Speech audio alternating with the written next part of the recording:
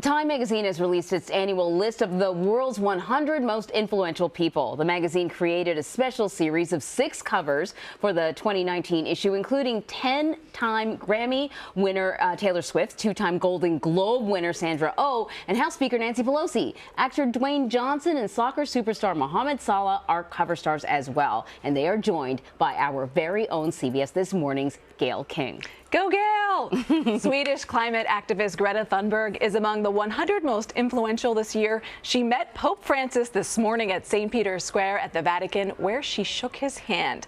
Joining us now is Time's editor-in-chief and CEO Edward Felsenthal. There are a few controversial people on this list this year, including the self-proclaimed interim Venezuelan president. How do you choose the list at Time? The list is about influence, and for good or for ill. And sometimes it's hard to tell, and different people see it different ways. We look for people who've shaped or changed the world, who've stood up or stood out at particular moments. And you know, it's a great process, really fascinating way of looking back at a year. So we listed off some of the superstars, some of the people that you know, and there are a lot of politicians on there and so on and so forth, but not everything on the list is a person. You put Jewel on the list. Well, we put the co-founders. The co-founders. And that's a great example of good or ill. Great debate, as you know. Is this a positive in helping end cigarette addiction, or is it creating a new form of addiction? Right. And you know, this was really the year that the e-cigarette took off, you know. I was really happy to see, as the daughter of teachers, that you had the 2 teachers that organized the strike in West Virginia. We've seen, I think, about 400,000 teachers striking this year. What were the social issues that came up as you were choosing this year's list? Well, you know, one of the things that's really, you have 48 women on the list this year. It's the most we've ever had. And, Go Time! And of course, a record number of women in Congress, and some of it's entertainment, but also a lot of activism around the world. You know, you saw the movement in this country that began with the Women's March last year. We have 3 women in Ireland who overturned the ban on abortion in that country. We have 2 women who are lawyers in India who helped overturn a decades-old criminalization of homosexuality. And you know, in West Virginia, as you mentioned, a movement to help teachers secure better pay, and that really took off. You know, started with these 2 teachers in West Virginia who put a Facebook group together, and it was nationally off from there.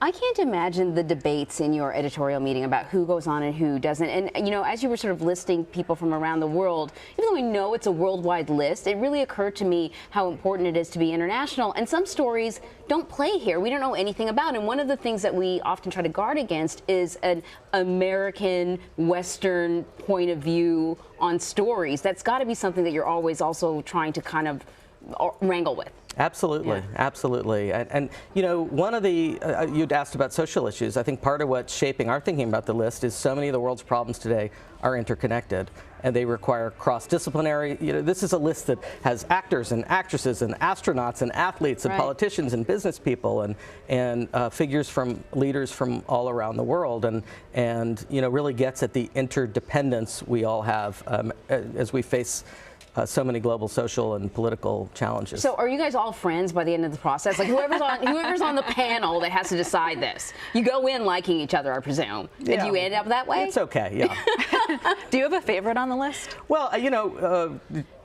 a favorite is Tiger Woods, who we added. I was going to say. Yeah, I mean. Yeah, let's talk about that, because was he on before? He wasn't on before. He wasn't on before. We always have a couple of slots toward the end for fast-moving stories, and it was exciting to see, you know, really one of the most amazing comebacks in sports history. Justin Timberlake. You know, one of the things that's fun about the Time 100, we sometimes call it the Time 200, because we ask influential people, very often people from lists in past years, to write about those on the list this year. And Justin Timberlake he works really well on deadline. Justin. Clearly, he wrote quickly. Wrote a really moving piece about Tiger Woods. So are they friends? Like what's the connection? You know, Justin likes golfing, I think. Yeah, that's true. And they both have relatively young kids. Justin opens the piece talking about how his own 4-year-old is just starting to realize what Justin does for a living. And Tiger had said to him recently in conversation that he really would love for his children, who are just a little bit older, to see him win a major. And he did. And it's really emotional. It's a beautiful piece. It's worth looking at. I'm curious did you have 99 people and add Tiger, or was someone? It's always in flux. To the very end. We saw you over on CBS This Morning, Gayle King talking about her cover and also her reacting to the write-up on her. And she was really trying to sort of keep it together. It was very emotional for her. And you had said you don't think that you've ever sort of been with someone on the list while they were learning about being on the list. Yeah, or certainly not seen a cover. You know, I'm not sure I've ever been with someone when they saw themselves on the cover. So do you realize the weight of this? I got the chills. It was a great moment. You know, we always have a couple of journalists on the list. It's about influence. There's influence in the media.